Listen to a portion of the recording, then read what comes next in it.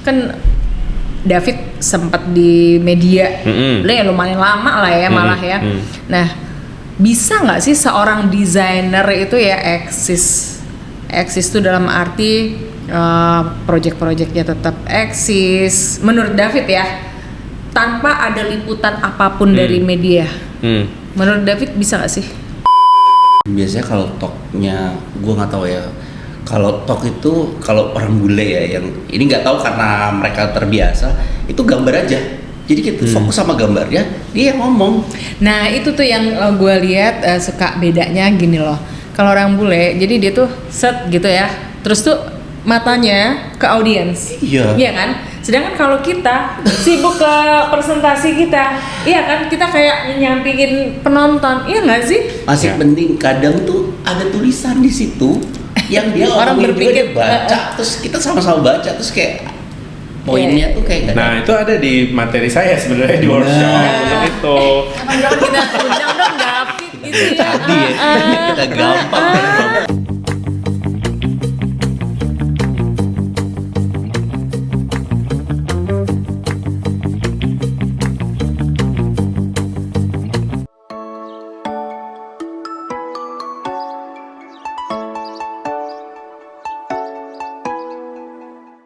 Selamat pagi teman-teman, ketemu lagi dengan DOT.podcast dengan saya Ren Katili. Dan saya Mira Prihatini. Hari ini kita kedatangan tamu spesial, Mir. Spesial. Jadi pakai apa? Jadi beliau ini adalah founder dari Simpul dan juga creative director dari Idea Fest. Mas David Irianto.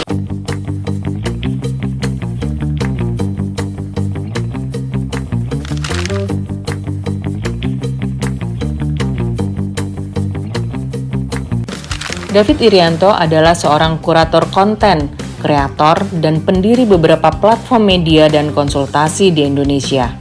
Ia dikenal karena karya-karyanya di bidang kreatif, media, dan kesehatan mental.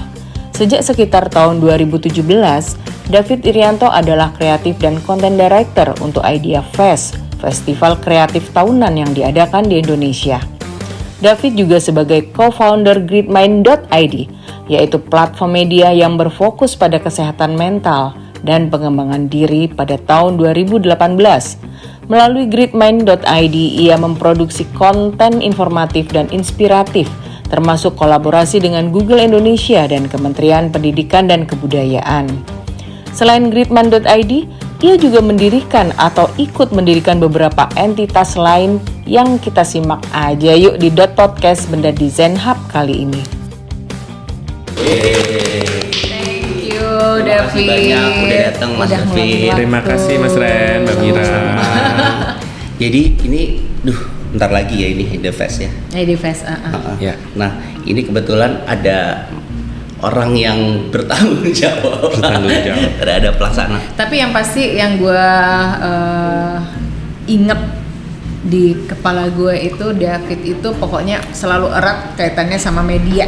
Yes. Media design. Yes. Dan juga ada di mana-mana. Dan gue selalu melihat dia ada di semua acara desain. Nah, ada David. Boleh dijelasin nih Mas, awal mulanya gitu ya.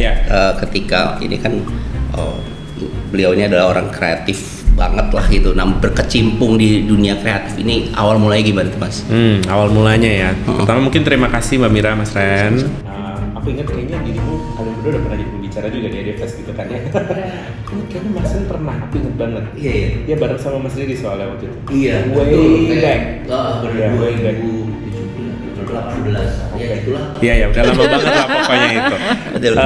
Mungkin ya terima kasih sudah diundang. Mungkin latar belakang dulu ya. Jadi kebetulan saya tuh lulusan desain komunikasi visual atau desain grafis. Dan selama bekerja, ternyata begitu lulus tuh saya tercebur di dunia media. Kenapa terjebur ya?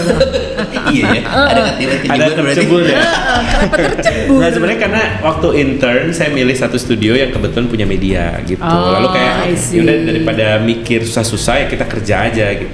Kebetulan masuk medianya memang media design. Awalnya media desain grafis. Lalu setelah media desain grafis sekitar 1 tahun, waktu itu namanya Konsep. Kalau yang tahu majalah Konsep biasanya anak desain grafis yang sudah harus cek kolesterol karena berarti udah tua. Karena itu cek kolesterol. Karena itu dulu lumayan legendaris sebenarnya majalahnya untuk teman-teman desain grafis. Lalu sekitar 1 tahunan lebih gitu ya. Lalu saya berpindah ke media lain, majalah waktu itu Elle sebenarnya. Jadi lebih banyak fashion sama lifestyle gitu ya. Lalu di sana cukup lama, 7 tahun lebih kalau nggak salah. Lumayan lama, tapi on off ya. Jadi kayak pernah rehat juga. Waktu itu saya menyelesaikan studi S2 saya di bidang psikologi, habis itu balik lagi ke L. Coba banget ya, beda ya. Kita bahas juga Terus masuk ke L, pas masuk lagi saya bukan di L-nya tapi bantuin justru di L Decoration sebagai editor waktu itu. Jadi dari desain shifting ke editorial model. Mungkin kalau fashion saya agak nggak terlalu mengerti, tapi kalau decoration karena basicnya ada desain grafis ya, jadi mungkin lumayan paham gitu ya, membahas soal warna, bentuk, shape, texture gitu kan. Gitu sih. Dan kayaknya di situ baru kenal Mas Ren, kawan-kawan. Merasa gitu kan. kenal David itu pas di L Decoration. Nggak jauh-jauh soalnya. Ya, nah pas di L itulah sebenarnya exposure terhadap dunia interior, arsitektur gitu ya, jadi besar gitu. Karena memang ya stakeholdernya kan yang kita feature adalah sebenarnya ya teman-teman semua gitu kan.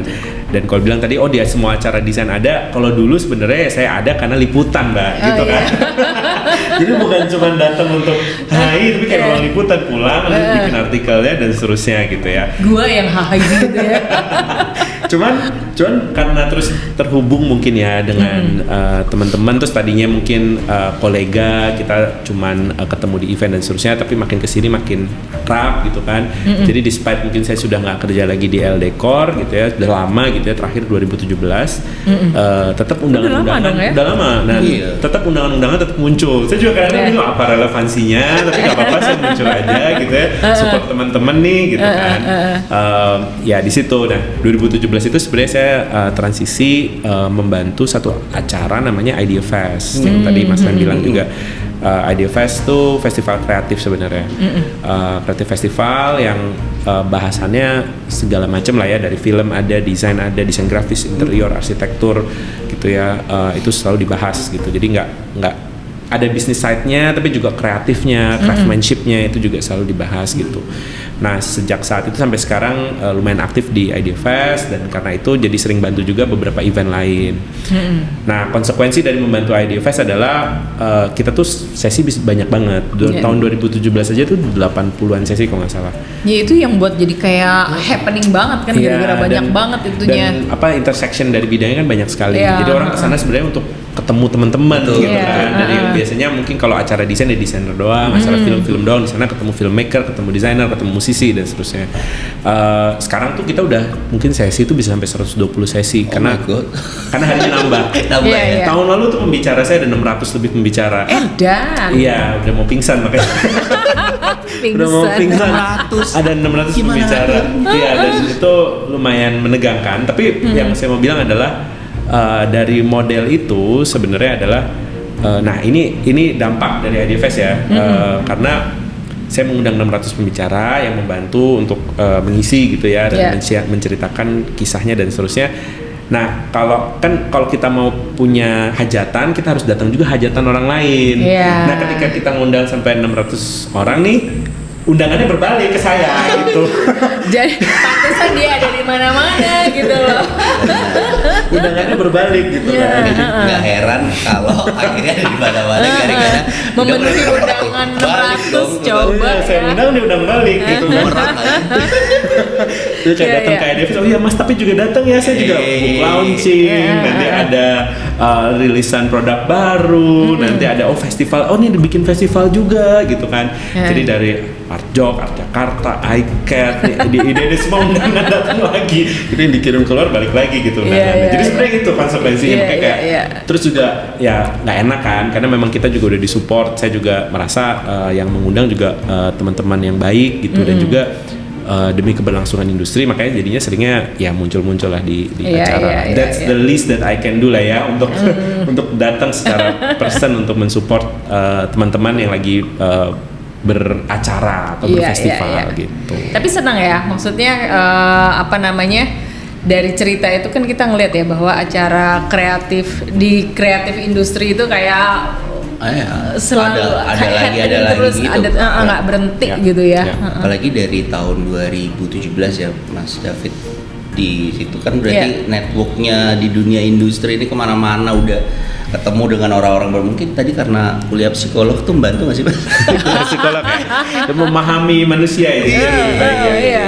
Ya mungkin ini ya membantu jelas gitu ya bahwa jadi mungkin pertama kuliah psikologi itu awalnya pas mau kuliah ya tentu saja karena pekerjaan desain grafis ya. Jadi kayak psikologi akan membantu saya membuat desain grafis yang lebih baik. Pikirannya gitu. Betul. Pikirannya gitu. Awalnya. Tapi ternyata memang soft skillnya lebih banyak lah gitu. Dengan kuliah psikologi saya bisa memahami manusia lain, motivasi-motivasi orang-orang gitu ya.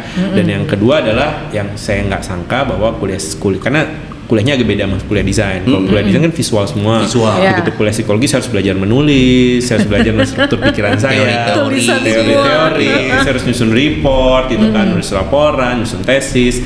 Nah itu yang membantu saya sebenarnya shifting dari dunia yang desain grafis yang sangat visual ke dunia editorial gitu. Dan makin kesini jadi lebih banyak. Kalau ditanya sekarang Mas lebih banyak mendesain atau menulis, lebih banyak tulisan mungkin hasil buatannya gitu, bukan dibandingkan desainnya sendiri gitu. Nah, kan David sempat di media, lumayan lama lah ya malah ya. Nah, bisa nggak sih seorang desainer itu ya eksis tuh dalam arti project-projectnya tetap eksis, menurut David ya, tanpa ada liputan apapun dari media. Menurut David bisa nggak sih? Sebenarnya di masa sekarang tentu saja bisa, karena memang ada media sosial ya, dan kita lihat sebenarnya banyak juga desainer-desainer yang sangat aktif di media sosial. Tapi tentu saja jadinya harus ada plan terpisah lah gitu ya. Jadi karena pekerjaan desainer sendiri kan, desain itu udah rumit ya kan, pekerjaan desain itu rumit. Kalau ditambah lagi mesti ngerjain sosial media, seringkali ya itu jadi ada tambahan pekerjaan yang mungkin bukan ekspertisnya di sana. Itu nomor satu yang jadi isu. Tapi ada yang berhasil kok, ada yang cukup baik melakukan itu. Tapi hal lain adalah sebenarnya pentingnya media desain gitu ya, adalah menciptakan benchmarking gitu kan. Karena mereka kan punya kuratorial mereka sendiri, mereka punya siapa yang mereka akan feature, sehingga ada semacam healthy competitions gitu. Karena kalau kita sendiri bilang bahwa oh ini desain saya di akun saya sendiri, ya terserah masing-masing gitu kan. Kurasinya lewat netizen kali. Iya benar. Ya, tapi begitu ada media yang editorialnya lebih independen gitu ya, memilih misalnya rumah yang ini, produk yang ini gitu ya. Jadi ada semacam mungkin bisa dibilang validasi dari institusi yang yang punya pengalaman dan exposure yang jauh lebih luas dan lebih objektif gitu. Nah itu pentingnya di sana, karena jadinya ada semacam kompetisi sehat gitu. Jadi bukan saya dengan diri saya sendiri dalam silo saya sendiri gitu kan. Tapi jadi mulai kayak dia masuk lagi di sana, lalu kayak saya juga mau deh, saya rapikan project saya dan so. Jadi ada sedikit tension yang sebenarnya positif gitu, karena jadinya ada pergerakan lah gitu ya dari masing-masing desainer, dari industrinya juga untuk jadi lebih baik gitu. Nah itu kan kalau misalnya urusannya sama media konvensional dengan media sosial media, iya kan? Kalau nggak dua-duanya gitu loh, bisa nggak sih sebenarnya? Kalau menurut saya agak susah gitu ya. Susah ya? Ya susah, karena bahkan berarti kan karena desainer tuh kan sebenarnya jualan. Desainer tuh bertemu sama klien ya. Kita kan bukan seniman. Kalau seniman kan ya dia hanya dengan karya dia sendiri, dengan apa yang dia buat gitu. Kalau desainer kan dia solving other people problem gitu. Jadi pasti ada butuh public facingnya gitu. Ada sesuatu yang dikonsumsi oleh publik gitu. Nggak bisa cuman hanya dirinya sendiri. Tapi bahkan dalam konteks seniman atau penulis gitu yang kerja sendiri di masa sekarang, mereka biasanya punya tuh ada publicistnya, ada galerisnya gitu kan, ada agentnya yang sebenarnya tugas mereka senimannya sudah nggak, mungkin seniman atau penulis gitu ya, udah nggak bisa jualan gitu ya, karena mereka fokus hanya berkarya aja. Tapi ada tim yang mengerjakan gitu, bagaimana bikin press release, disebarkan, bikin konten sosial medianya, bahkan kadang akunnya diurus oleh orang lain dan seterusnya. Ada yang ngerekamin kalau mereka datang ke acara dan seterusnya. Jadi sebenarnya di masa sekarang agak susah untuk benar-benar ya udah saya sama diri saya Bekerja sendiri aja gitu. bekerja saja gitu ya, karena pada satu titik pasti akan ada yang datang gitu ya.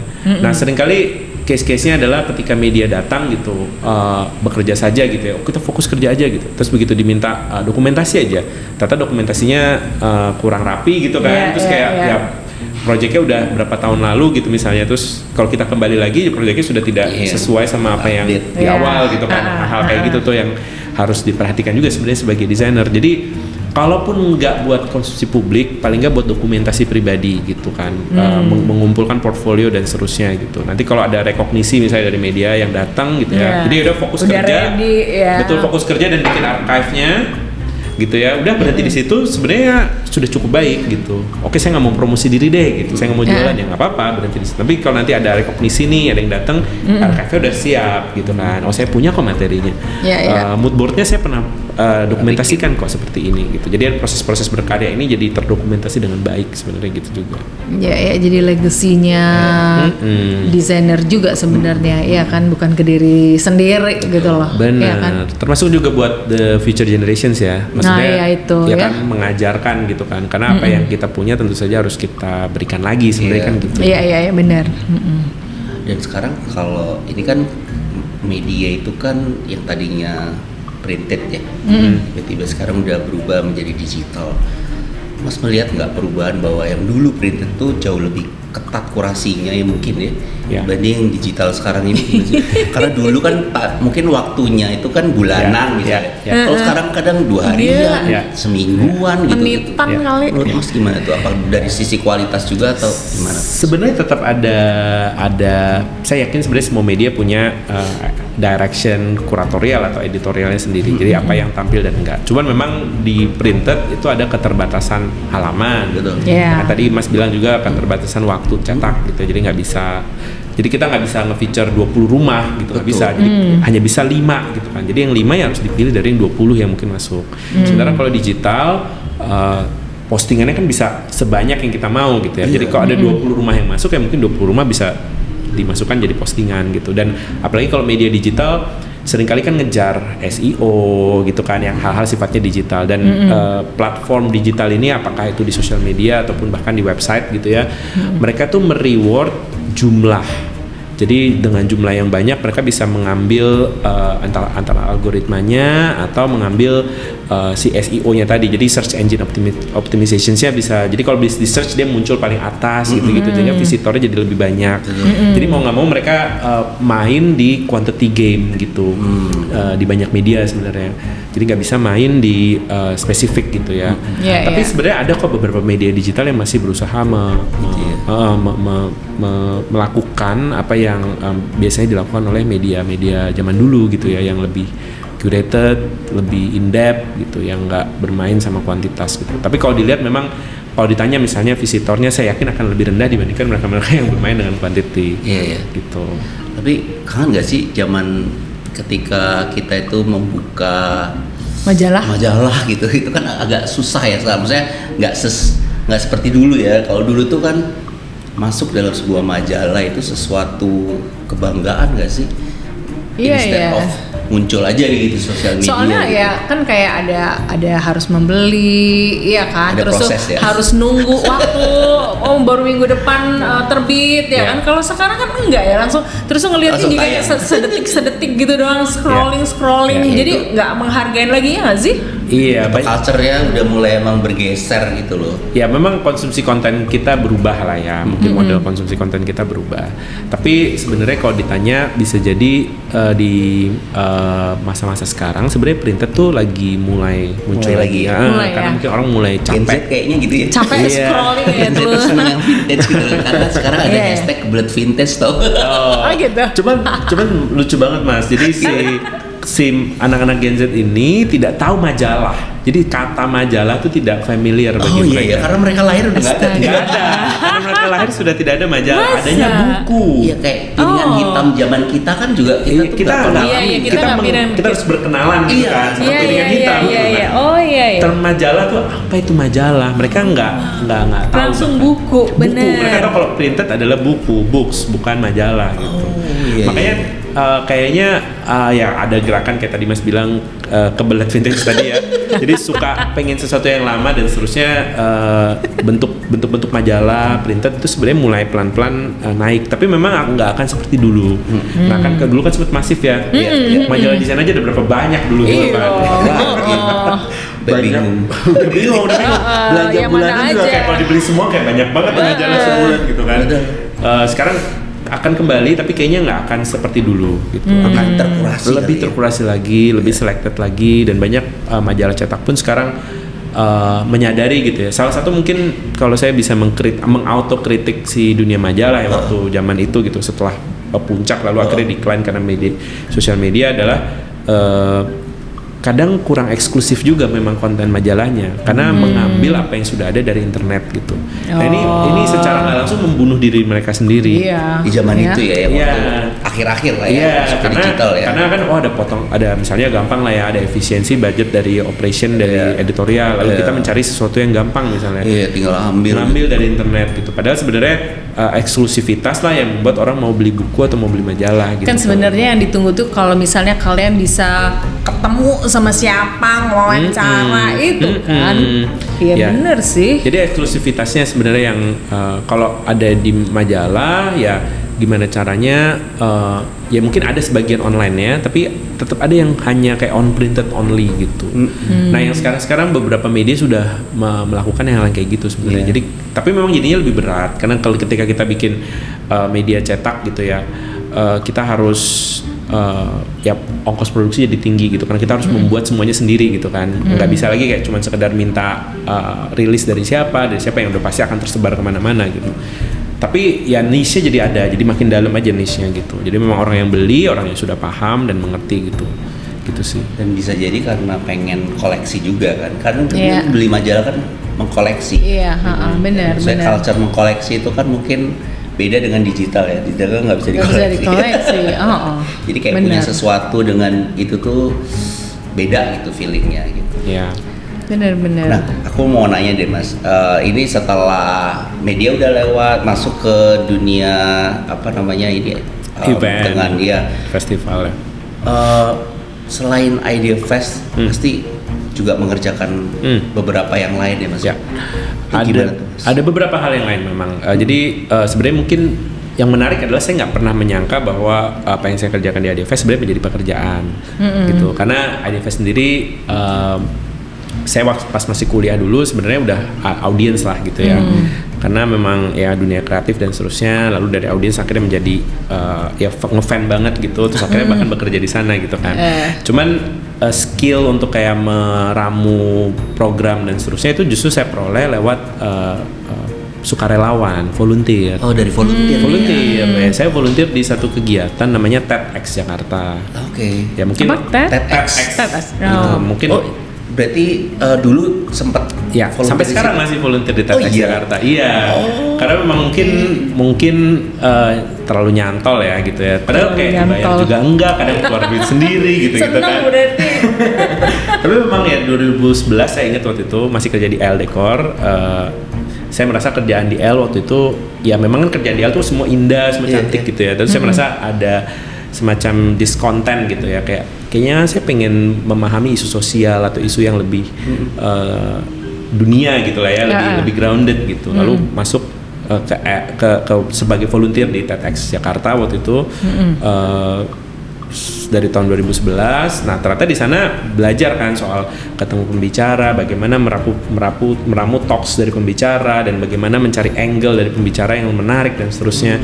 Dan ya saya juga jadi nonton banyak banget video TEDx juga gitu. Nah itu sebenarnya belajarnya dari sana. Lalu ketika Idea Fest membutuhkan head of content waktu itu, dan tahu saya di TEDx kayak iya udah lu aja bantuin gue gitu udah kan. Di luar kepala iya, bisa ditarik tiba-tiba gitu kan kayak bantuin gue deh gitu. Akhirnya saya bantuin dan ya sampai sekarang gitu. Dan ketika bantuin Idea Fest ternyata banyak kegiatan-kegiatan lain dan acara-acara lain yang juga membutuhkan ekspertise seperti itu gitu, membuat talking points, membuatkan judul, mengundang pembicara, menyusun gitu. Jadi sebenarnya ada festival beberapa kegiatan juga yang saya bantu gitu di luar Idea Fest. Kayak kemarin misalnya Kompas pernah punya acara Kompas Fest, itu juga saya bantu. Sempat juga saya membantu Asia Pacific Media Forum APMF tahun 2018.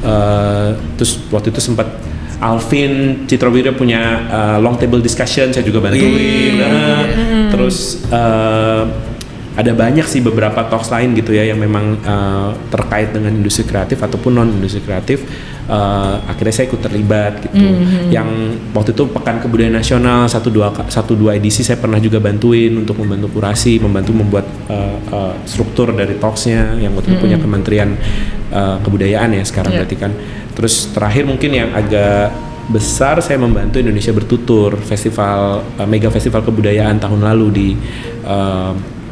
di mana di Bali. Nah tapi itu saya nggak bantu di aspek konten, saya bantu di aspek promosi gitu. Karena kalau konten, karena itu seni ya, saya kayaknya nggak punya ekspertisenya nih gitu. Tapi kalau dari sisi komunikasi festival, setelah saya mengerjakan beberapa festival dan membantu beberapa festival, ternyata kayaknya saya bisa nih, saya punya sense-nya gitu untuk menjahit konten lalu dikomunikasikan secara publik. Jadi waktu itu di Indonesia Bertutur saya bantu di komunikasi gitu. Tapi memang jadinya banyak. Saya pernah 1 tahun saya coba hitung ada berapa event yang saya kerjakan gitu ya. Dan survive ya. Jadi satu tahun tuh seringkali saya merenung 2018 tuh saya ingat banget saya menghitung tuh ada 10 festival. Jadi saya sebulan satu ya. Beda-beda lagi begitu akhir tahun saya merenung kan kayak ada berapa banyak ya gitu. Terus banyak banget ternyata ya, ada yang talksnya sederhana misalnya program yang cuma 8 talks gitu ya. Ada yang kayak modelnya seperti Idea Fest yang 20-30 talks gitu. Dan berbagai macam variasi-variasinya gitu. Ada yang buat korporat, buat banking misalnya, mereka punya event. Itu pun David kerjain juga yang korporasi gede gitu. Jadi mereka misalnya waktu itu Bank Permata ya punya Wealth Wisdom, saya pernah bantuin 1-2 kali juga buat Wealth Wisdom, menyusunkan topik-topik, menyusunkan pembicara, mengundang pembicara dan seterusnya. Pada satu titik tuh akhirnya jadi bisnis sebenarnya, karena saya punya bisnisnya. Waktu tahun 2020 kita mulai bisnisnya, dan tahun 2020 makin berkembang. Kenapa? Karena banyak nggak online ya. Iya. Event-event hybrid dan live streaming itu.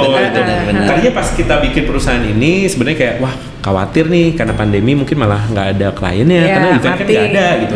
Ternyata salah saya. Karena itu udah kayak wah tiap weekend, tiap hari ada aja yang harus. Orang tuh pengen berkomunikasi kan, nggak mau berhenti ya, pengen gimana caranya gitu ya. Feeling alone tuh kan harus dihindari kan, depresi makanya butuh tuh yang online apa aja diikutin aja. Tapi itu beda dengan IO ya, David. Beda ya. Nah, jadi, bisa jelasin nggak bedanya IO sama dengan apa yang dikerjain sama David? Ya, sebenarnya mungkin di masa lalu apa yang saya kerjakan langsung tetap bisa dikerjakan sama IO. Tapi kayaknya penyelenggara event, penyelenggara festival udah mulai mengerti, paham bahwa sebenarnya direction konten ini kayak kuratornya kan sebenarnya kan, mencari, membreakdown, menyusunkan pilar-pilarnya, outcome-nya apa aja sih dari pembelajaran ini gitu. Jadi penyusunannya hampir seperti menyusun modul ajar kurang lebih kan gitu. Ada elemen edukasi di sana. Nah bedanya itu. Kalau IO biasanya dia menyelenggarakan kerangka besarannya. Nah kalau saya memang spesifik hanya detail di sesi-sesinya aja gitu. Jadi proposal sesinya seperti apa, siapa pembicaranya, topiknya apa, talking points-nya apa. Jadi saya susunkan misalnya pertanyaannya. Dan seringkali saya juga bayangkan showmanship di dalam sesi tersebut kayak gimana. Oh yang ini naik dulu, yang ini belakangan. Oh nanti ini bentuknya presentasi kayak sutradara jadi menyusun ini bentuknya karena ada 5 desainer kayaknya kalau panel nggak seru gimana, karena kalau panel jadi ngomong dikit-dikit gimana kalau kita bikin presentasi aja. Jadi presentasi walaupun cuma mungkin 10-15 menit tapi jadi lebih dalam karena mereka bawa karya gitu kan misalnya. Dan itu aku dan tim yang sebenarnya meramu itu gitu. Dan ini biasanya kalau di IO karena memang urusan mereka udah banyak ya, misalnya urusan teknis lah, urusan rekaman, sampai venue, catering. Gitu. Mereka juga udah nggak handle biasanya. Nah, untuk detailing seperti itu biasanya kira kita yang diminta untuk di hire juga gitu. Untuk mengerjakan ini. Membuat itu jadi menarik tuh gimana? Kan pasti kan pengen nih, jangan sampai ini talk show-nya kayak biasa aja. Itu lagi gitu ya. Gitu. Nah mencari kreatif, ya kan pasti ide kreatif juga yang berperan di sini. Itu gimana tuh menemukan supaya ini tuh dapat hook-nya, gitu? Sebenarnya memang pertama adalah banyakin referensi tentu saja ya. Seperti semua pekerjaan kreatif lah, kita harus banyakin referensi dan mencoba-nyoba model talks. Nah kebetulan kalau saya karena bahkan sebelum menjadi pekerjaan gitu ya, saya memang suka gitu. Jadi biasanya orang tuh kalau udah jadi pekerjaan, misalnya udah jadi penyelenggara acara, mereka agak males datang ke acara orang lain karena kayak rasanya kayak kerja gitu. Kalau saya terus terang saya masih passionate gitu. Saya masih datang sesi untuk belajar dan buka handphone dan menulis dan apa, dan kadang menyimak juga, oh ternyata format begini menarik ya gitu. Jadi saya masih suka untuk datang-datang ke acara orang lain. Bukan cuman Jadi menyapa, bukan tapi sebagai audiens. Iya, sebagai audiens gitu. Nah itu yang referensi itu yang akhirnya penting karena kita jadi belajar juga, oh yang ini works, oh ini nggak works, oh ternyata kalau modelnya kayak gitu agak awkward ya gitu kan. Kita mempelajari hal-hal semacam itu.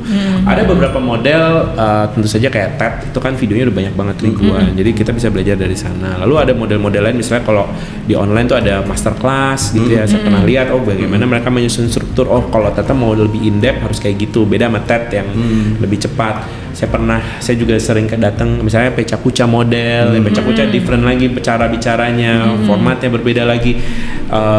Lalu belakangan ini saya juga mulai tertarik gimana delivery ideas tidak lewat talks gitu ya, tapi lewat performance mungkin gitu, lewat pembacaan puisi mungkin gitu ya.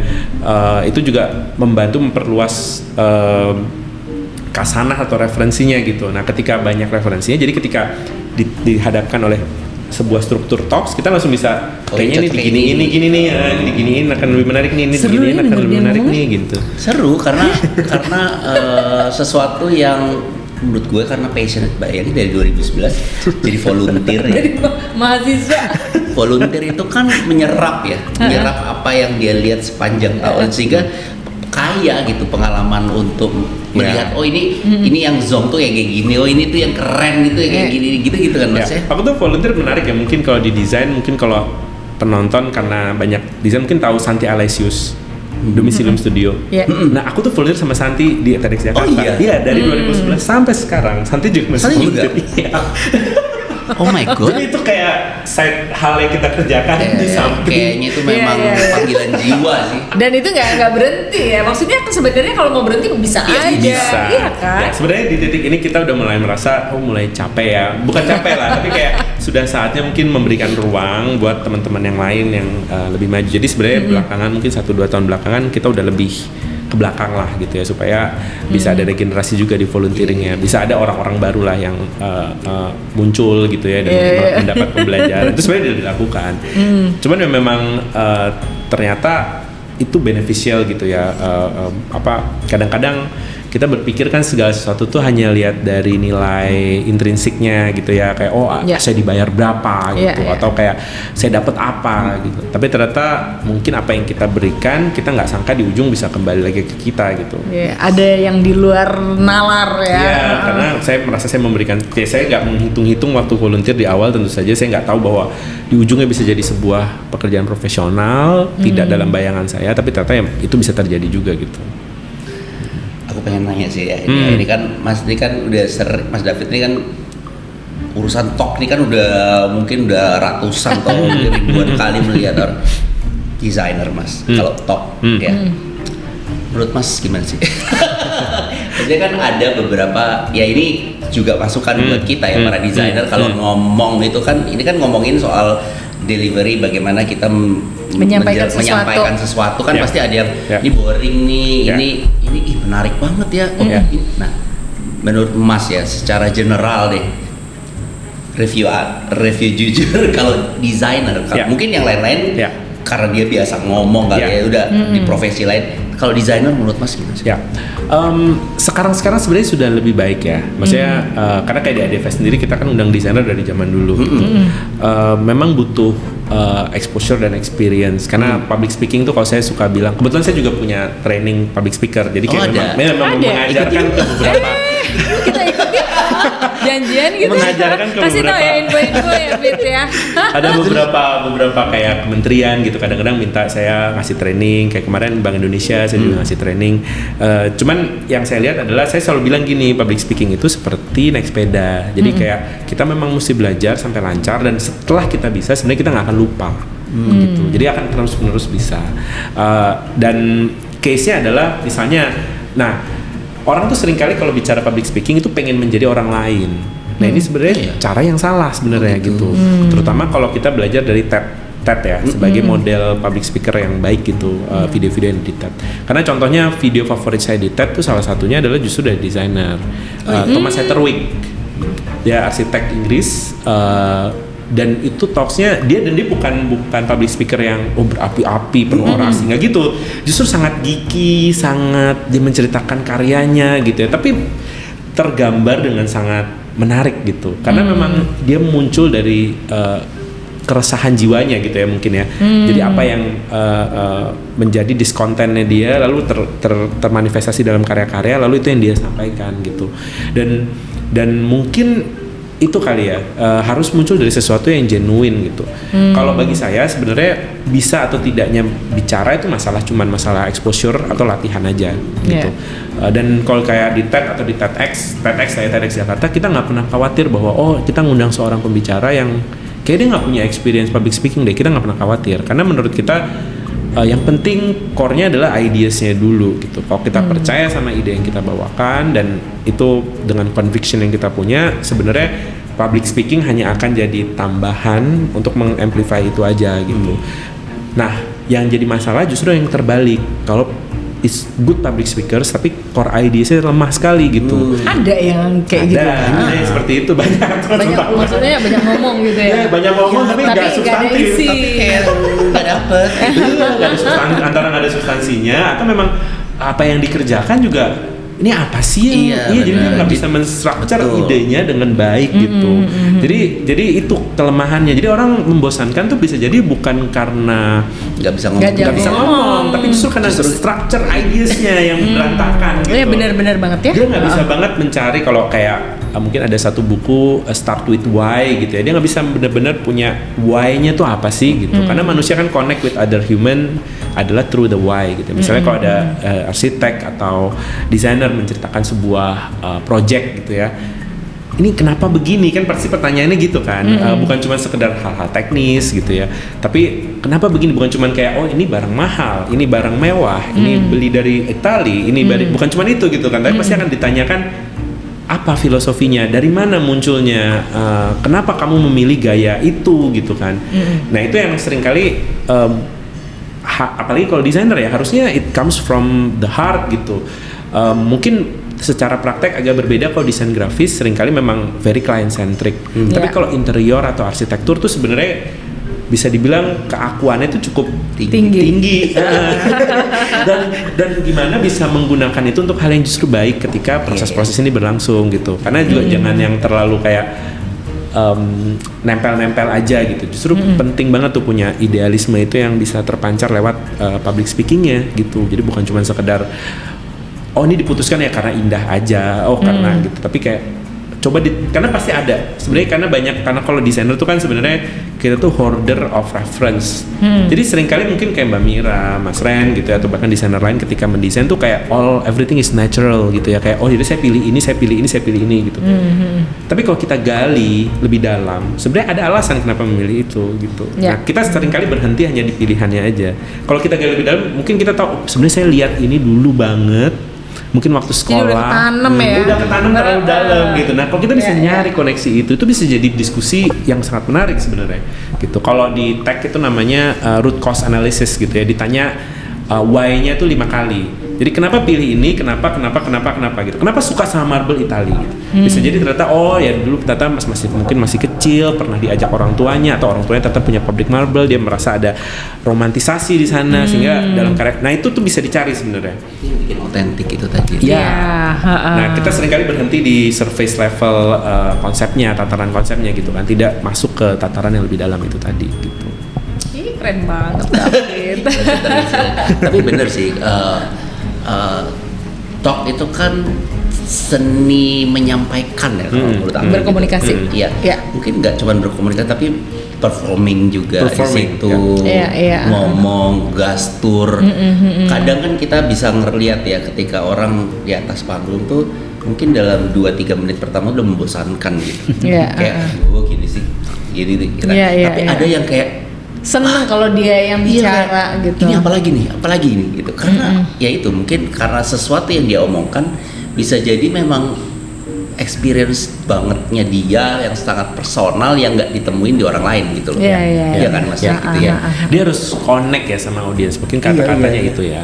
Connection terhadap audiensnya itu apa gitu. Dan biasanya connection muncul dari why. Memang juga bisa jadi kalau ini kan menurutku tuh kayak balance-nya memang rapuh gitu ya antara kita ngomongin sesuatu yang sangat personal bagi diri kita sendiri atau kebanyakan ngomongin diri sendiri karena kan enak juga ya mendengarkan orang ya pasti Mas Ren pernah dengar lah ya ada pembicara yang kayak aku dan aku gitu si paling sampai aku kadang gitu kita kan. hitung ngomong aku berapa kali pernah begitu makanya si paling aku nih gitu kan Si paling aku. Ya gitu jadi ada sebuah balance yang rapuh lah gimana kita bisa tetap vulnerable ceritain personal perspektif dan seterusnya tapi juga tidak terlalu isinya aku aja gitu tetap ada kayak proses-proses berpikirnya apa dampaknya bagi orang lain Nah itu dan seterusnya. Bisa secara natural belajar sendiri atau sebenarnya bisa belajar? Bisa dipelajari tapi Bisa sebenarnya dipelajari. kadang-kadang gini orang yang kebanyakan aku pun biasanya karena antara jam terbangnya mungkin belum terlalu banyak atau mereka tidak berlatih karena sebenarnya kata kunci awalnya adalah awareness kalau public speaking ketika kita aware kita jadi tahu ini kayak cerita diri gue sendiri udah kebanyakan gitu kan. Ada awareness-nya ya. Iya, tapi kalau udah narsisistik sadar aja nih Kecuali emang narsis ya. narcissistic behavior kan dia sendiri nggak sadar ya kalau ini kebanyakan gue dan gue gitu. Dan sebenarnya kalau berlatih sesederhana misalnya ada speaking engagement kita suruh present lalu kita coba bikin slide gitu ya. Lalu kita rekam misalnya pakai handphone lalu kita dengerin sendiri. Ini kebanyakan gue-nya deh. Bisa kita revisi dulu gitu kan. Aku banyak ngomong diriku sendiri nih gitu. Bisa kali yang lain gitu kan. Lalu kita mulai revisi. Jadi butuh ada prosesnya memang. Kalau kita live seringkali memang ya nggak bisa dikontrol gitu kan. Jadi ya yang keluar ya udah dirinya sendiri aja gitu. Dan itu juga ya mohon maaf kadang-kadang memang jadi membosankan ya karena audiens juga nggak relate gitu. Apa sih? Kenapa sih dia begitu gitu. Jadi ada beberapa ya, ini pengalamannya ya Mas ya, karena kita ngomongin talk ya. Jadi pernah satu ketika ada sebuah brand mengundang acara itu talknya ada yang dari luar negeri dan dari Indonesia.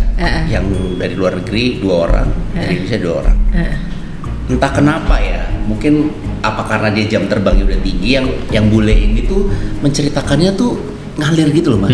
Jadi kita tuh kayak dibuai dalam sebuah film yang kita tonton kayak orang dari cerita awal gitu terus ya. ada ininya, ada apa namanya tuh klimaksnya gitu. Itu tuh kayak ini sebenarnya dia bikinnya gimana sih gitu. Tapi sayangnya ketika dua desainer, dua arsitek itu ngomong, dia cerita itu tuh sangat ini selesai kapan sih gitu, kebayang nggak? Kayak kita nonton film kan kita pengen bosan. Ada yang kayak wah kita nggak tahu ini ujungnya. Tapi kalau ini kapan sih selesai? Udah lama banget gitu ya. Karena memang gue tuh akhirnya melihat bahwa yang satu menceritakannya itu ngalir gitu. Dia tuh kayaknya dikarang di skrip, tapi dia tahu kapan dia klimaksnya, kapan dia ininya, kapan dia harus ngomong menggelegarnya, kapan dia ngomongnya pelan. Itu kayak sinematik banget gitu. Segitunya. Tapi kalau yang ketika mohon maaf ya arsitek yang Indonesia ini project ini tuh ini begini kayak presentasi ini begini kayak ya itu kan seni performing tadi tuh. Performing betul. Nah, kita tanya ya, ini kan ahlinya ya melihat segala sesuatu dari perspektif yang berbeda. Karena model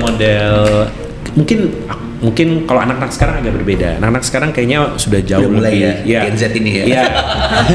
Itu soalnya yang dulu kayak boomers deh. Iya. Karena memang kalau di luar kan memang storytelling it's part of the education gitu kan. Iya. Mereka harus bisa menceritakan. Benar. Abis summer holiday balik ke sekolah, coba ceritain summer holiday udah bikin essay, lalu diceritain di panggung di depan. Jadi sehingga skill itu jadi biasa. Nah kalau kita di sini kan enggak gitu ya sebenarnya gitu kan sayangnya gitu. Jadi belum terlalu terbiasa menyusun itu. Tapi sebenarnya kita tuh budaya kisah atau budaya cerita kita justru kaya. Dan bener kayak Mas Ren bilang bahwa sebenarnya dalam menyusun sebuah talks itu perlu ada berpikir secara plot gitu, berpikir secara oh ini ceritanya harus bergulir. Jadi dari satu poin pindah ke poin berikutnya, Jadi kayak kalau kita nonton film tuh kita pengennya juga gitu. Kalau enggak bosen karena kita stuck di satu tempat aja bolak-balik gitu kan.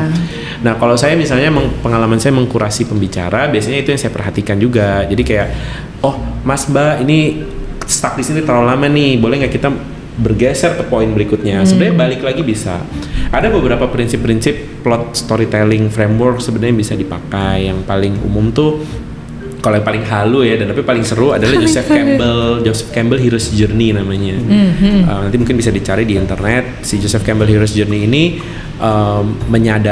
bilang bahwa semua cerita tuh sebenarnya sama gitu ya. Ada hero yang dari dunia yang biasa dia beralih ke dunia yang ajaib lalu kembali lagi ke dunia yang biasa, dan ini berlaku di semua cerita, dari cerita mitologi sampai cerita-cerita modern kayak Harry Potter selalu bukunya diawali dari dia di rumah bibinya yang gak ada sihir, terus dia ke Hogwarts, petualangannya ada di Hogwarts tapi di ujung selalu kembali lagi pulang, dan itu semua selalu seperti itu. Jadi ini mungkin tips ya, struktur yang kita pelajari dari cerita seperti itu gitu. Dan Frodo juga sama, Lord of the Rings juga sama, dia dari desa Shire-nya itu kan sangat biasa gitu ya, nggak ada sihir, nggak ada apa, mereka kerjanya cuma pesta dan sebagainya. Tapi begitu dia petualangan sampai masuk ke segala macam, balik lagi juga ke desa tersebut ujungnya. Katniss Everdeen gitu yang Hunger Games juga dari rumah dia yang biasa, ada ibunya, ada adiknya, ada teman-temannya, lalu dia naik kereta ke capital, ujungnya balik lagi juga ke. Jadi ada proses itu. Jadi dalam struktur storytelling sebenarnya to make it dekat gitu ya, kita harus mulai dari sesuatu yang sangat familiar gitu. Jangan jadi, langsung terlalu tinggi. Betul. Juga. Jadi bayangkan what is your shire, what is your rumah bibinya Harry Potter itu. Jadi sesuatu yang sangat familiar gitu. Lalu baru dibawa ke dunia imajinasi, dunia impian, adventure yang kita lakukan. Kalau di sana adventure-nya pasti mencari materi, ini ada challenge, berantem sama klien. Berantem sama tukang ya kan. Aduh, seseru itu.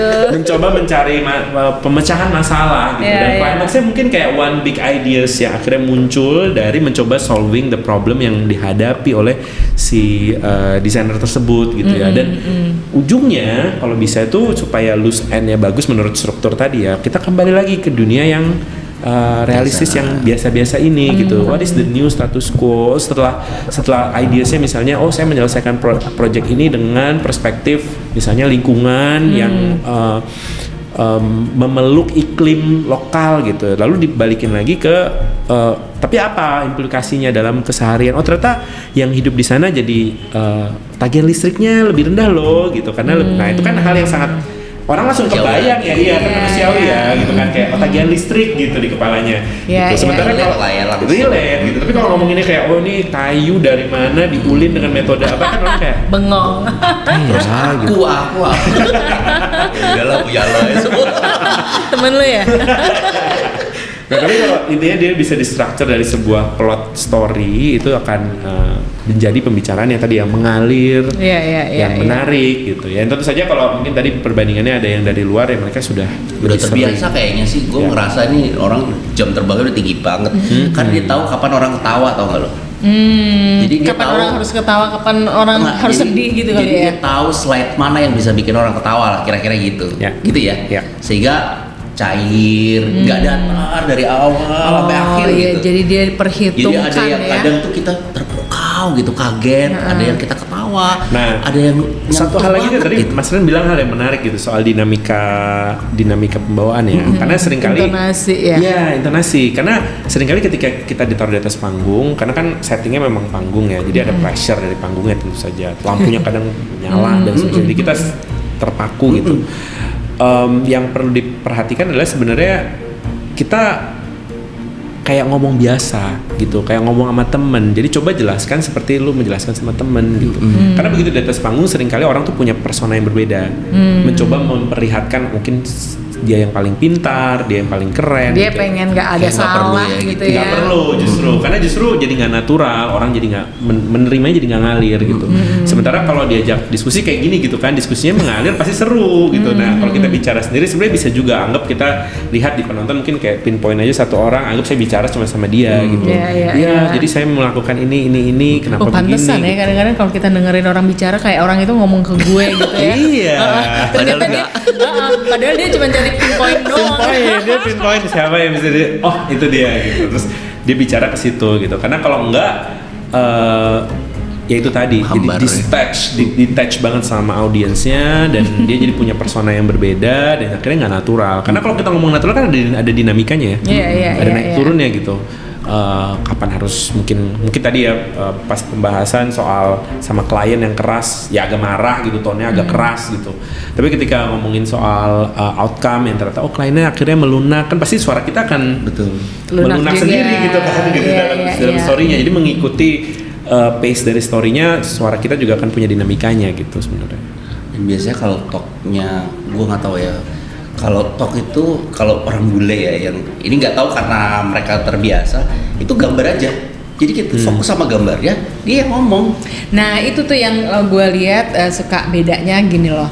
Kalau orang bule, jadi dia tuh set gitu ya, terus tuh matanya ke audiens, iya kan? Sedangkan kalau kita sibuk ke presentasi kita, iya kan? Kita kayak nyampingin penonton, iya nggak sih? Masih penting kadang tuh ada tulisan di situ yang dia orang berpikir baca, terus kita sama-sama baca, terus kayak poinnya tuh kayak nah itu ada di materi saya sebenarnya di workshop untuk itu. Kapan-kapan kita undang dong David gitu ya. tadi kita gampang. Nah itu gimana tuh? Ya, karena sebenarnya gini, ketika kita harus mikirin aspek showmanshipnya atau dramaturgi bisa bicaranya. Jadi ketika di atas panggung ada namanya dramaturginya. Nah materi yang ada di atas panggung itu bukan untuk membantu pembicara, tapi buat membantu audiens. Kalau kita membaca itu namanya teleprompter, ya kan? Ngapain orang membaca? Kita membacakan lagi apa yang ada di slide-nya. Kenapa? Misalnya kayak tadi ada beberapa orang asing yang menggunakan foto aja. Jadi foto ini adalah membuat audiens bisa membayangkan poin yang sedang dia sampaikan, bukan membaca apa yang ada di situ. Gitu. Jadi itu poinnya di situ. Jadi slides, materi visual harusnya membantu audiens, bukan membantu pembicara. Iya, benar. Poinnya di situ, kebanyakan membantu pembicara dengan berbagai alasan. Mungkin preparationnya kurang. Iya, jadi dia harus baca apa yang ada di situ. Mungkin grogi banget, ya itu juga bisa. Grogi banget, jadi udah saya baca aja gitu. Itu bisa, gitu kan. Dengan berbagai alasan gitu. Tapi kalau pengalamannya sudah cukup banyak, biasanya memang slide-nya akan minim. Kalaupun ada kata-kata, cuman kata-kata besar. Gitu. Karena sebenarnya nanti misalnya nih contohnya, kenapa kata-katanya besar? Nanti kan ada dokumentasi, di foto dari bawah. Kalau isinya teks kecil-kecil, jelek banget fotonya loh. Di Instagram nggak bagus nanti. Nanti nggak bisa diposting. Jadi kalau backgroundnya foto, jelek. benar. Itu kan jadi background kita bicara gitu kan. Tapi kalau quote besar gitu, itu ada orang di samping kan cakep banget. Terus warnanya itu kontras sama bajunya gitu ya. Keren banget tuh. Emang iya. Itu harus dipikirin. Tapi ya benar, ada desainer nih ya. Dia Keren. Gue padahal itu Zoom loh. Selain Zoom tapi juga begitu sama. Jadi dia itu tahu kalau misalnya dia jadi pembicara acara apa, dia tuh penampilannya seperti apa. Kita nggak usah ngomong materi ya, materinya udah pasti bagus gitu kan. Sampai gue tuh mikir gini ya, kenapa lu sampai seniat-niatnya milih pakai warna itu, milih menggunakan itu gitu kan. Ternyata supaya total. Iya. Tau nggak sih? Supaya apalagi dia tuh, Zoom itu kan kadang cuman sekotak ini kan perhatian kita gitu loh. Kita nggak bisa kemana-mana gitu loh. Kalau di panggung kan beda ya. Kadang kita bisa lihat dia ini, sampai bisa lihat itu. wow, dia sampai Ya sama mikirin mungkin itu. kalau waktu di capture di foto di Itu dia. Orang-orang nggak memikirkan kan hal-hal kayak gitu kan. Terus di slide isinya teks semua. Coba pas di foto jelek banget. Iya benar. kita kurang-kurangin ya itu. Jadi kurang-kurangin ya. Kita kurangin tulisan-tulisan gitu ya. Nah mungkin Mas ini dalam talk itu kan ada durasi ya. Menurut Mas yang ideal tuh Berapa sih? Kadang-kadang tuh dikasih durasi cuma 10 menit. Mau ngomong apa? Gue bilang gitu. Tapi ada yang kelamaan juga, ya kan? Itu idealnya berapa? Sebenarnya talks ini lagi-lagi outcome-nya apa. Jadi yang perlu ditanya adalah outcome-nya. Durasi itu bicara soal kita harus memilih apa yang mau dibicarakan. Misalnya kalau durasinya cuma dikasih 10 menit, berarti nggak bisa lengkap. Kita harus pilih nih apa yang paling powerful atau kayak portfolio mana yang harus kita bicarakan. Jadi fokus di itu dulu gitu. Nah kalau durasi yang efisien, sebenarnya kalau jago banget mau sejam pun bisa tetap seru gitu, tetap menyenangkan ya kita tonton ya. Jadi nggak ada durasi yang fix kalau untuk panggung ya. Kalau untuk kalau standarnya sebenarnya kalau mau ditanya best practices-nya TED itu kenapa TED itu maksimal 18 menit karena mereka udah melakukan research katanya 18 menit itu maksimum attention orang terhadap panggung gitu terhadap satu talks. Tapi itu research yang tahun dulu ya. Kalau saya sekarang sih menurut saya udah nggak 18 menit ya karena 15 udah mungkin 10 kali Mbak gitu. karena waktu dulu TED 18 menit banyak orang juga kayak protes 18 menit tuh apa cepet banget gitu kan. Tapi itu masa lalu. Sekarang 18 menit itu bagi anak-anak sekarang itu udah long form. Dia biasa ngeliat Ya, 3 menit ya, 1 menit. Makanya itu 18 menit udah long form. Itu gitu. berarti harus pinter-pinternya orang menyampaikan sesuatu tepat sasaran ya harus kalau kayak tepat gitu sasaran. ya. Jadi memang harus dicari session outcome-nya apa yang mereka harapkan dari sesi itu, lalu itu yang dipukul gitu. Nah, sebenarnya kalau kita berlatih pendek, nanti di panjang kita lebih jago. Jadi orang tuh suka kebalik, menyangka bahwa saya harus yang justru makin pendek tuh harus latihannya makin ketat, lebih keras. Jadi kalau misalnya cuma dikasih 10 menit, 5 menit itu makin kecil waktu durasi yang dikasih itu kita masih berlatih dan semakin kita jago di waktu singkat itu, begitu kita dikasih 1 jam, makin tertib pikiran kita, makin tertib bahasa kita, makin bagus. Gue tuh pernah lo diminta bicara ya. Itu 3 sampai 5 menit. Kebayang nggak sih lo? Sampai dalam hati mau ngomong apa ya sih gitu. Nah karena mesti direncanakan jadinya kan Mbak. Karena kalau kan jadi kayak entah kemana-mana atau kayak fokusnya nggak nyampe. Jadi harus kayak kita rencanakan dulu. Saya mau ngomong ini. Nah itu ya. Gue tuh sangat appreciate sama misalnya kita mengundang seseorang untuk datang walaupun gitu cuma bicara 5 menit nah, gitu. tapi strukturnya tuh bener gitu. Maksudnya dari dia mulai pertama sampai akhir tuh pokoknya lengkap. Nah justru nanti ketika setelah ngomong tuh baru tanya jawabnya itu yang bisa lebih panjang, bisa tanya yang lebih dalam. Yang penting tuh ngomongnya itu justru pengen kita tuh nanya gitu karena bisa jadi belum dalam jelasinnya gitu kan. Itu konsep yang benar juga ya David. Iya dan karena gini kalau kita cuma mau tahu kelengkapan bisa baca kok. Pasti ada artikel, ada report ya kan, ada banyak medium lain yang kita bisa baca dan kita dapat informasi secara lengkap. Adanya kita mengundang seorang pembicara datang ke sebuah acara, konferensi, talks atau apapun itu adalah untuk make connections sama pembicaranya gitu kan. Makanya mungkin benar ya jadinya Q&A jadi lebih matters gitu. Jadi saya punya pertanyaan pribadi yang memang saya mau tanyakan. Atau kalau mungkin situasinya memungkinkan bahkan pembicaranya nggak harus langsung pulang tapi bisa langsung mingle dan langsung ngobrol sama yang lain gitu. Nah itu yang sebenarnya kunciannya ada di sana gitu. Bukan ini harus disampaikan secara lengkap semuanya panjang gitu. Bukan harus kayak gitu. Iya benar banget.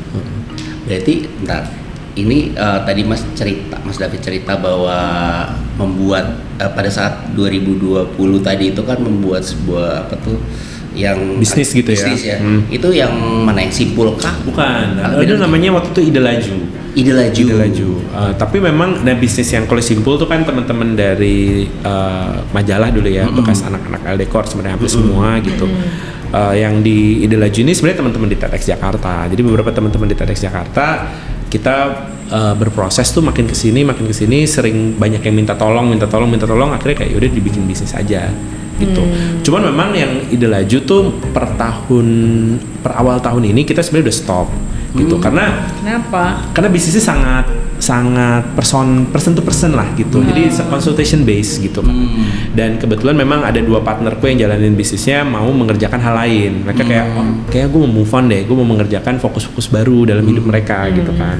Jadi akhirnya itu kita sudahi sebenarnya secara bisnis, tapi secara praktek tetap dijalanin secara kolektif gitu. Jadi teman-teman TEDx Jakarta masih menjadi konsultan gitu ya untuk banyak acara konferensi, talks gitu. tapi udah nggak lagi lewat si perusahaan yang ide laju ini, tapi lewat personal atau lewat komunalnya yang ini gitu. Tadi tuh kalau Simpul sendiri bergeraknya itu fokus kemana, David? Ya, kalau Simpul sendiri itu karena kita anak-anak majalah dulu ya, kita memang banyak di bisnis editorial sebenarnya. Jadi konten agency lah, kreatif konten agency kita nyebut diri kita sendiri. Ada desain grafisnya ya, kita ngerjain beberapa project desain grafis, tapi yang mungkin orang tahu justru adalah produk-produk editorialnya. Jadi secara ini kayak misalnya beberapa buku yang kita rilis gitu. Terus juga mungkin kayak portfolio buku desain tuh, bukunya Domisilium contohnya itu sama Simpul, bukunya Kiat Arsitek itu juga sama Simpul. Oh, intinya kita bisa bekerja sama dengan Bisa. Simpul untuk bikin buku para desainer ini gitu ya. Bisa. Teman-teman tolong dicatat. Yang sibuk kayak bikin buku apa siapa, di sini ada orangnya gitu. Atau kalau enggak beberapa media sebenarnya kita ngerjain media korporat gitu juga. Jadi memang editorial biasanya yang orang lebih tahu gitu ya. Tapi sebenarnya di luar itu juga services lain kita lakukan kayak desain brosur gitu-gitu juga kita lakukan sebenarnya. Gitu. Tapi orang lebih tahu di editorial. Gitu. Kita menemukan orangnya teman-teman ya. Nah Mas, ini mungkin ngobrol nggak selesai sih. Nggak akan selesai ya. Makin seru, makin gigal. Mas David sendiri ada mentor nggak yang kira-kira membentuk Mas David sampai sekarang? Ya, kalau mentor tentu saja mungkin kayak yang beneran jadi mentor nggak ada yang kayak beneran diminta gitu. Tapi ada banyak orang yang mungkin saya consider sebagai mentor saya gitu ya. Misalnya mungkin saya termasuk orang yang beruntung, saya bisa bilang gitu, karena saya bekerja sama orang-orang yang saya idolakan sebelumnya gitu. Jadi misalnya dulu pas masih kuliah gitu ya, sebenarnya bekerja di majalah itu adalah majalah yang jadi referensi saya gitu, majalah desain pertama itu. Jadi bekerja di tempat yang memang saya idolakan gitu kan. Lalu di sana saya ketemu tentu saja desainer-desainer grafis yang kalibernya dari saya masih kuliah udah saya idolakan gitu. Sosok-sosok seperti waktu itu bosnya Simpul tuh, bosnya konsep tuh Pak Joko Hartanto misalnya gitu, yang banyak membantu proses-proses berpikir awal gitu ya. Bahkan yang mengenalkan saya sama TED sebenarnya beliau. Jadi beliau waktu dulu TED tuh masih belum ada YouTube-nya, videonya mesti download satu-satu, taruh di USB gitu ya. Lalu tiba-tiba udah kayak lu kan suka kayak gini-gini, coba lu tonton deh, pasti lu happy. Terus saya lihat, wah apa nih gitu. Saya terus jatuh cinta sama platformnya gitu kan, sama TED dan yang lain-lain gitu. Kalau itu yang menjadi makanya begitu ada opportunity volunteer saya juga ikut gitu. Jadi mungkin Pak Joko salah satu orang yang saya anggap punya peran gitu ya. Yang lain tuh saya ingat waktu saya kuliah lalu mulai awal kerja juga saya baca bukunya Mas Yoris Sebastian gitu kan. Terus over time saya juga akhirnya kerja sama Mas Yoris gitu ya, bantuin Mas Yoris ya di beberapa project OMG di konsultansinya dia. Dan Mas Yoris juga membantu merestructure dan memberikan perspektif gitu ya terhadap apa yang saya kerjakan dan juga karir saya ke depan. Saya ingat saya datang ke IDFS tuh ya waktu dulu anak mahasiswa ya, jadi harga tiket IDFS dulu lebih mahal dibanding sekarang gitu. Dan dulu sebagai mahasiswa tuh kayak kita aduh mahal banget ya gitu kan. Lalu nyarinya gratisan nih, siapa yang punya undangan ya gitu kan. Nah saya ingat tag saya tuh dulu Yoris 35 karena dikasih sama Mas Yoris supaya bisa datang gitu kan. Karena dia tahu kayak Fit tuh kayak suka deh ini gitu kan, datang ya gitu. Saya suka karena saya pernah datang juga ke IDFest gitu kan gitu. Lalu orang lain mungkin yang membantu saya juga kayak foundernya IDFest gitu, Mas Ben Subiakto itu berperan cukup besar. Saya ingat banget saya ingat banget dia pernah datang ke kampus waktu saya masih kuliah di BINUS dan dia mempresentasikan soal salah satu proyeknya dia waktu itu iklan gudang garam kalau nggak salah. Dan iklan itu bagus banget sampai saya ingat banget di seminar itu saya nangis gitu karena saking bagusnya itu. Tahu banget waktu itu ya dengan standar dulu gitu. Itu bagus banget gitu ya, dan saya di situ kayak kan langsung mengidolakan ya. Saya one day mungkin saya mau kerja sama dia, dan itu terwujud kan begitu saya bekerja di IDFest gitu. Terwujud dan kita berpartner cukup erat gitu, dan ada satu bisnis lagi yang saya berpartner langsung sama dia, jadi dia investor saya sekaligus partner saya gitu di media yang baru. Sebenarnya saya punya media lagi namanya GrabMind. Medianya di bidang apa? Itu kesehatan mental fokusnya. Jadi isunya isu-isu, karena saya punya background psikologi kan, ternyata dipakainya di situ akhirnya. Biasa ya. Gue suka kagum sama orang-orang yang bisa mengerjakan ini ada semua gitu, kayak paralel bisa dijalanin terus. Akhirnya di sana itu sama Mas Ben. Nah, ya Mas Ben juga membantu.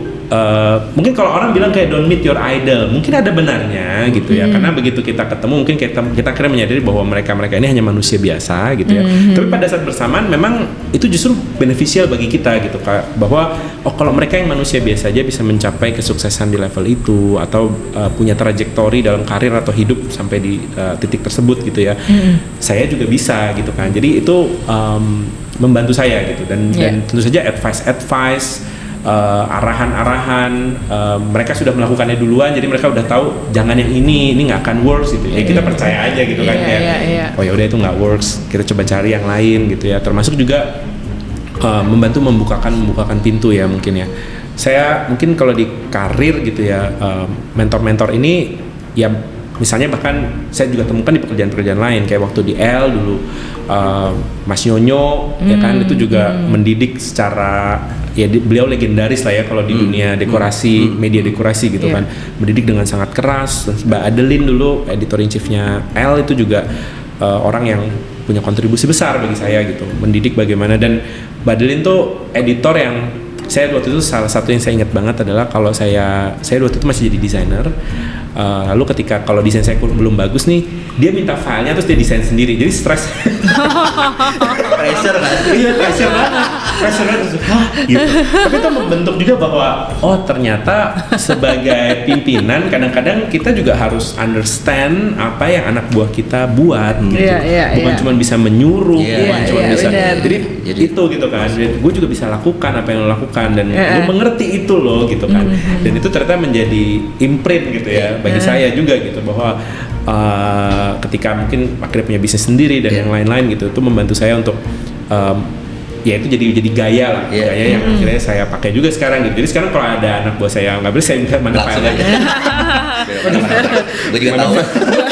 Gue tuh minta lu kerjain bukan karena gue nggak bisa ya. Nggak bisa ya, tolong ya. Coba mana filenya, terus stres. Iya. Luar biasa ya. Jadi gitu. sebagai gue tuh ngerasa bahwa beruntung juga ya Mas ketemu beberapa orang tadi yang sehingga mereka satu sama lain yang tadi itu tuh membuat DNA baru di di dalam bisnisnya gitu. Makanya kan kadang-kadang orang tua tuh suka ngomong ya, orang tua tuh suka mendoain anaknya tuh semoga kita tuh ditemukan sama orang yang tepat.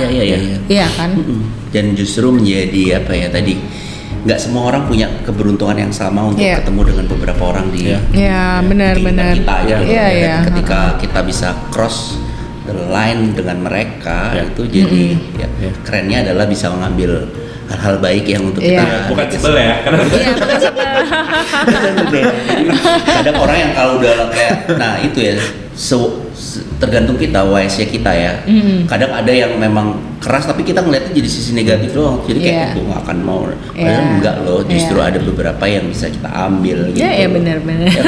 Ya termasuk ketemu Mbak Mira, ketemu Mas Ren gitu ya, dan teman-teman di interior decorations gitu ya. Waktu saya sebelum jadi editor, saya masih desainer, saya udah kenal nama-nama ini gitu kan, karena saya men-layout kan saya baca ya, nama kok keren banget ya desainer ini ya, keren banget ya desainnya kayak gini, keren banget ya bikin ini bikin itu gitu.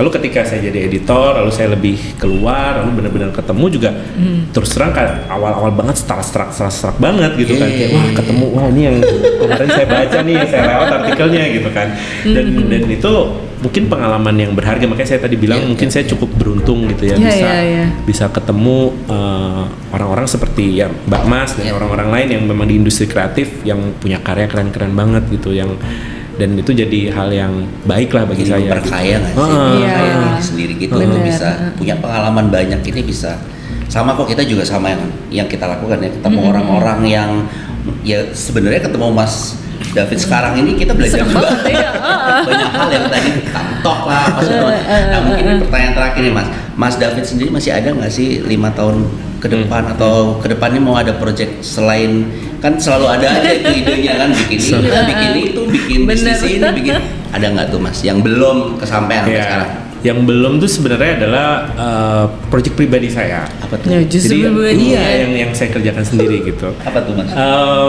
Jadi kebanyakan memang apa yang saya kerjakan buat buat orang lain. Dan sebenarnya saya menerima bahwa dalam banyak pekerjaan saya, baik dulu di majalah, sebagai desainer grafis juga, lalu sebagai pengurus talks gitu ya, yang jadi bintang kan bukan sayanya ya, yang di depan kan orang lain, yang kita feature di majalah kan bukan saya gitu, tapi orang lain yang kita bawa. Dan saya menyukai sebenarnya peran itu gitu, menyukai proses di mana saya menyiapkan platformnya, lalu membentuk orang-orang lain yang justru maju ke depan gitu ya, yang berada di spotlight. Tapi terus saya menyadari bahwa mungkin dalam hidup yang cukup fana ini, mungkin ada satu waktu atau dua waktu justru saya pengen saya mencoba berlanggang sendiri gitu, karena banyak yang bilang kan kayak, oh ya lu bisa ngomong banyak hal karena lu tidak ada di dalam ring, di dalam itu, lu ada di luar sana gitu kan. Jadi coba lu masuk ke dalamnya dan coba lakukan ini, bertanggung jawab untuk apa yang kita buat sendiri gitu. Jadi ada hal-hal yang misalnya misalnya saya di Simpul gitu ya, kita punya imprint namanya Perpres, kita nerbitin buku banyak. Orang-orang selalu bertanya, buku lu sendiri mana gitu kan, hal-hal yang sederhana. Nah, itu kan pertanyaan yang muncul gitu. Saya bahkan karena si Perpres ini membuat saya jadi exposure saya ke dunia literatur dan literasi itu cukup besar. Saya ada di satu grup WhatsApp yang menarik banget. Grup WhatsApp-nya dibentuk Mbak Dewi Lestari sebenarnya. Nama grupnya itu APES, Asosiasi Penulis Sejahtera menurut Mbak Dewi gitu ya. Nah itu di situ semua penulis kecuali saya. Dan ini menjadi pressure karena bagi saya satu-satunya nggak punya buku. Yang lain tuh bukunya bestseller. Iya. Semua penulis bestseller. Terus kayak, wah saya nggak punya buku nih. Berarti saya mesti bukan sebenarnya pressure yang positif ya. Karena memang saya udah punya aspirasinya gitu. Saya udah cerita ke beberapa orang, beberapa teman-teman juga bilang, kayaknya lu harus sih menulis sesuatu for your own namesake gitu. Dan itu yang mungkin 5 tahun ke depan gitu ya, hal yang saya envisions gitu, membuat sesuatu with my own namesake gitu. Jadi bukan untuk orang lain gitu, tapi memang ini ada nama saya di sana dan yang saya kerjakan sendiri gitu. Jadi kita tinggal tunggu bukunya ya. Udah announce lagi, jadi kalau nggak muncul kan saya udah muncul, dibaca oleh semua orang, didengar sama orang gitu ya. Terbit. Dikasih deadline 5 tahun. Bukan cuma namanya, tapi ada deadline buat teman-teman ya.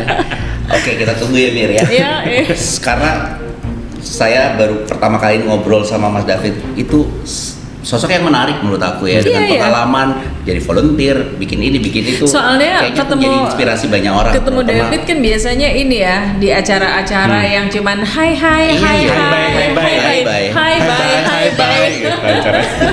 Dan sekarang ketemu langsung in person, jadi kita tahu, kita ibaratnya membedah Mas David ini sampai ke akar-akarnya ya. Jadi kita tunggu bukunya. Mas David, ada lagi yang mau disampaikan sebelum kita tutup?